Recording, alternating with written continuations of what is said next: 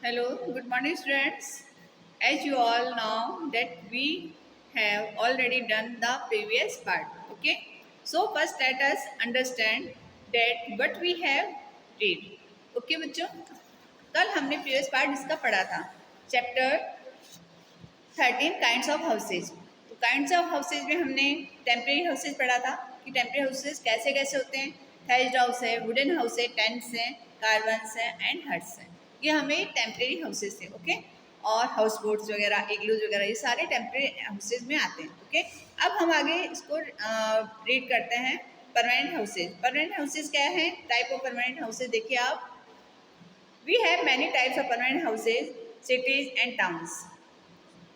Okay, now we shall study about them.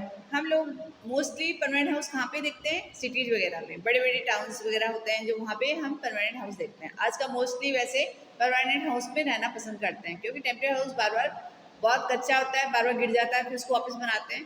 तो बहुत ज़्यादा मतलब नीडी जो है, जिनके पास पैसा नहीं है, वो थोड़ा बहुत टेम्परेरी हाउसेज में रहना पसंद करते हैं. बाकी अदरवाइज वो जहाँ तक कोशिश है वो अपना परमानेंट हाउस बनाना चाहता है. ओके, अब आप देखिए, एक बार मैं आपको पिक्चर्स दिखाती हूँ कि हमारे परमानेंट हाउसेज कैसे होते हैं. ये देखिए आप, इनकी इमेजेस देखिए आप कि कैसे कैसे डिजाइन से हमारे परमानेंट हाउसेज, रेजिडेंशियल हाउसेज है हमारे. जो मॉडर्न हाउसेज आजकल बनने लगे. आप बड़ी बड़ी बिग सिटीज़ वगैरह में जाते हैं, मुंबई वगैरह जाते हैं, पुणे जाते हैं, कैलकाटा जाते हैं, मैड्रास जाते हैं, तो आप देखिए चेन्नई वगैरह, वहाँ सब इतनी बड़ी आपको मल्टीपल स्टोरीज वगैरह मिलेंगे. ओके, ठीक है, चलिए स्टार्ट करते हैं एक बार. तो हम लोग देखिए आप, पहले में परमानेंट हाउसेज क्या होते हैं, किस चीज़ से बनते हैं, ये मैं आपको बताती हूँ. ओके, अब permanent houses are strong houses, it stays for a longer period, that is why it is called the permanent house. Permanent house बहुत लॉन्गर टाइम तक चलते हैं, यानी अबाउट 50-70 ईयर्स तक ये चलते हैं. बहुत रेयर ही जो है ये डैमेज होते हैं, अदरवाइज ये इनकी अच्छी मतलब वो रहती है इसकी, longer period तक ये चलते हैं. That is why the permanent houses. The permanent house is made up of a strong construction materials such as the steel, concrete, bricks, wood, metal, etc. अब देखिए आप, जो परमानेंट हाउसेज है उसमें हमारे कितनी मटेरियल चीज़ें लग रही हैं जो है उसमें काम में आती हैं.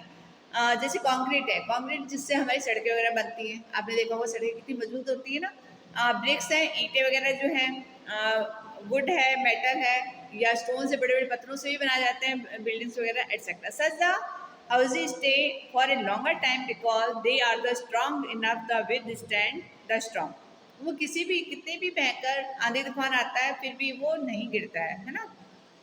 अरेंज कितनी भी बड़ी मतलब आंधी, रेन, बरसात वगैरह हो जाए etcetera. Thus the houses stand firm the advance of the condition and do not fall.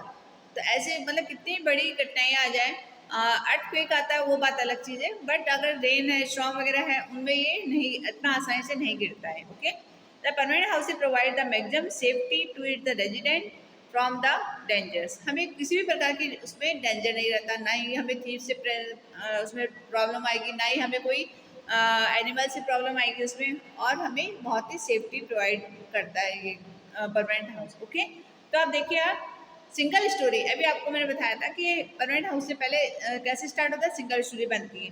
A single storey STRIDE house is a small permanent house having limited number of the rooms. It is a built on a smaller place. अगर हमें single storey बनाते हैं तो उसमें हमें limited space मिलता है, क्योंकि गवर्नमेंट हमें प्रोवाइड करवाती है वो स्पेस. उस स्पेस में कितने 1 और 2 और 3 रूम्स ओरिजिनल उसमें बनता है कि जो हमें गवर्नमेंट ने हमें जो प्लॉट दिया है उस प्लॉट में कितना मार्जिन छोड़ना है, कितना कितने रूम्स निकल सकते हैं. तो वो हमें जितना हमें चाहिए उतना ही प्रोवाइड हो पाता है. Room built a smaller space. अगर छोटा स्पेस है तो उसमें उस अकॉर्डिंग रूम्स बनेंगे. ओके, चलिए आगे देखते हैं हम लोग. ये देखिए आप इधर, चलिए आप एक बार हम लोग इसका टाइप्स ऑफ रूम्स देखिए आप इधर.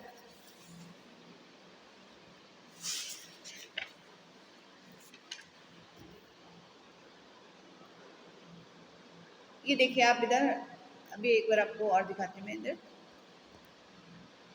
Type of roofs, single storeyed. Okay, अब आप देखिए इधर पिक्चर्स देखिए आप इधर कि these houses are not a very expensive and attractive but serve the purpose of a shelter such as the house protect of a residential from all the kinds of dangers. अब आप देखिए जो हमारे single storey जो बनती हैं, जो single flat type के बनते हैं, वो केवल हमें क्या प्रोटेक्ट करते हैं, वेरी एक्सपेंसिव। एक्सपेंसिव तो होते हैं, हमें जैसा उसका डिजाइन चाहिए, लुकआउट चाहिए हमें जैसा, वैसे ही वो जितना आप उसमें अच्छा खर्चा करेंगे वैसा वो बनता है, अट्रैक्टिव बनता है। And serve the purpose of a shelter, और जो हमारा पर्पज है, जो हमें शेल्टर चाहिए वो हमें प्रोवाइड करता है। Such is the house protect the residential, जो हमें from all the kinds of danger, हर प्रकार के हमें डेंजर से बचाता है।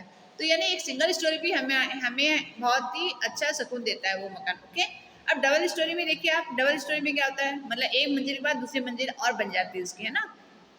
A house on a house is a double storied house. It has more space than the single story house. Also, it has more number of rooms. In such kind of house, the space of utilized in a good way, such as a house provide all kinds of safety to its resident. अब आप देखिए कि जो double storey है तो उसमें और ज़्यादा स्पेस मिलेगा हमें, है ना। हमें डबल स्टोरी में it is a more space of a single storey. Single storey के बजाय हम अगर उसको डबल कर देते हैं तो प्लस उसके रूम्स उसके डबल हो जाते हैं, है ना। काइंड ऑफ हाउसेज आजकल उसका यूटिलाइज अलग अलग टाइप से होने लगा है, जैसे हमारा किचन अलग है, बेडरूम अलग है, हमारा स्टडी रूम अलग है, लाइब्रेरी रूम अलग है हमारा। ओके, सिर्फ utilize good way such as provide the kinds of safety to its resident, जो हमें सेफ्टी भी देता है। Okay, multi storey. अब मल्टी स्टोरी में देखिए आप, एक बार पिक्चर दिखाती हूँ मैं आपको मल्टी स्टोरीज। ये देखिए आप, ये हमारी जो मल्टी स्टोरीज वगैरह हैं, ये देखिए आप कितनी मल्टी स्टोरी बनी हुई है, कितना मतलब कितने 8 फ्लोर्स, 8 उसके हैं, 8 स्टोरी है, 9 स्टोरी है, 20 स्टोरी, इतनी बड़ी बड़ी मल्टी स्टोरी आपको बड़ी बड़ी बिग सिटीज है वहाँ आपको दिखाई देंगी। ओके, देखिए आप multi storey, another common type of the permanent house mostly found in a cities of a multi storey house. It is actually a number of a house one above the other, each house in a flat has enough space for a every family.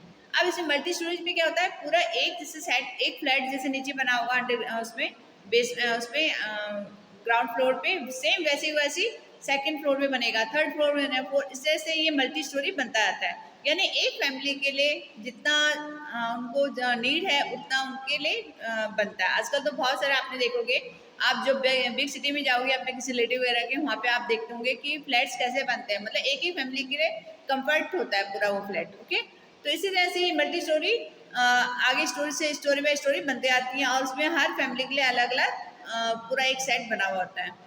Each house in a flat has enough space to every family, जितने भी कोई भी family उस family में जो रहता है उसके लिए जितना उसको नीड है, 4 रूम्स है, 5 रूम्स है, उतना उसके लिए बना हुआ होता है वो फ्लैट में। ओके, तो ये हमारी मल्टी स्टोरी होती है। अब multi story house is also called a flat, यानी हम उसको फ्लैट्स कहते हैं। आपने दिल्ली वगैरह में जाते हो, दिल्ली में आप देखना कि वहाँ पे मल्टी स्टोरीज बहुत आपने देखा होगा, बहुत ऊंची ऊंची मल्टी स्टोरी बनी होती हैं। बट आपका जो फ्लैट होता है वो आपका 3 और 4 रूम्स के अकॉर्डिंग होता है। Okay, the flat provide shelter to a number of people and their families at the same time, यानी आपके नंबर ऑफ पीपल, आपके घर में कितने जने हैं, कितने लोग रहना चाह रहे हैं, उस अकॉर्डिंग वो प्रोवाइड करवाता है flats. Okay, provide shelter number of people there families at the same time. अब बेंगलोर क्या आता है, बेंगलोर एक तरह का ग्राउंड फ्लोर पे बनता है, बट इतना लार्ज स्केल पे बना होता है, उसमें बहुत सारे आपको रूम्स वगैरह मिलेंगे। आप जैसे पीएम वगैरह हैं उनके बेंगलोर वगैरह देखेंगे, वो मल्टी स्टोरी नहीं बनता, ओनली ग्राउंड फ्लोर पे उसको बहुत बड़ा लार्ज स्केल पे बनाया जाता है। अब देखिए Bangalore is a grand and attractive type of permanent house, एक मतलब बहुत ही इसको अट्रैक्टिव टाइप से बनाया जाता है। Such houses a built on a large space, these have a number of a big rooms, also they have enough space to be utilized as a lawn and a courtyard. Many big bungalows have even have a swimming pool. अब आप देखिए बेंगलोर जो बनते हैं, mostly जो बंगला बंगला बनता है, आप उसमें देखिए आप इतना बड़ा लार्ज स्केल पे होता है, उसमें मेनी टाइप्स ऑफ रूम बनते हैं। यानी एक स्विमिंग वो बनेगा आपके लिए, एक आपके लिए टेनिस रूम बनेगा, एक आपको लाइब्रेरी रूम, बहुत बड़ा लाइब्रेरी रूम मिलेगा आपको, आपके कोई रिलेटिव आते हैं उनके लिए अलग से रूम बनना हुआ होता है, और आपकी कोई मीटिंग है या ऑफिस वगैरह आपने खोलना है तो उसके लिए भी बहुत बड़ा, काफ़ी बड़ा कोर्टयार्ड वगैरह बना हुआ रहेगा उसके अंदर।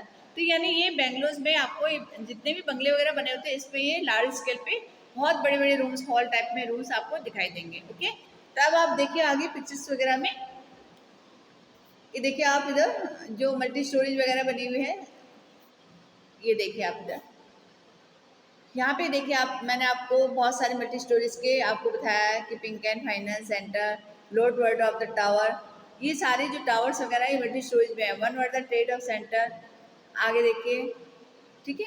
तो इसको आप एक बार पढ़िएगा। चलिए अब एक बार हम इसका रिवीजन वगैरह करते हैं। ये देखिएगा आप, अब आप देखिए स्काई स्क्रैपर। स्काई स्क्रैपर, ये आपको जो पास पिक्चर दिखाई गई है ये स्काई स्क्रैपर्स की हैं, ओके, ठीक है। Skyscrapers, very very tall building having 100 of houses are known as skyscrapers. Most of the such building are seen in a big cities. Thousands of the people get shelter in a such building. These are massive building which have lift for its resident to go up and down the floors.